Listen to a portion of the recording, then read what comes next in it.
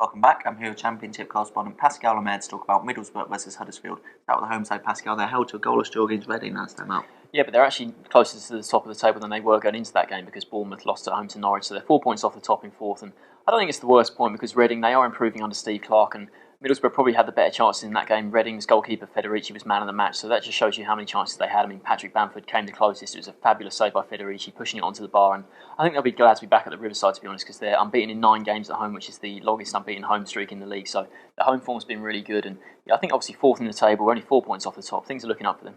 Another top 16 for Huddersfield. They beat Watford last time out, which will give them a lot of confidence with going into this. Yeah, it was a huge win for them, 3-1 over Watford, who, like you say, they're in the top 6, so it was a massive win for them. And it was good. I think Chris Powell will be delighted to see James Vaughan and Nahki Wells both on the score sheet, and then centre-back Joel Lynch scored the goal of the weekend with this overhead kick in the box. It was an absolutely brilliant goal from him, so a lot of positives from that game, but it's their home form that's been really good this season. That's the only reason they're really away from the drop zone, because their away form hasn't been good at all there. I think without winning 7 games away from home, so they need to improve that. They've lost 4 of those games as well, so that's where they really need to improve if they're going to have any chances of a top half finish, really. It looks like they're interested in Connor Salmon, who, he's been at Ipswich on loan from Derby in the last couple of months, hasn't really done much there, so he'd be a replacement for Grant Holt, because Grant Holt's now back with Wigan, and obviously he's injured himself, he's out for the season now, which is unfortunate for them, but I think if Salmon comes in, he'd replace Holt, but with James Vaughan and Nahki Wells scoring goals, it'd be hard to see if they did bring in Salmon, if he'd be able to get in the team, because Vaughan and Wells, for me, is a really good strike force.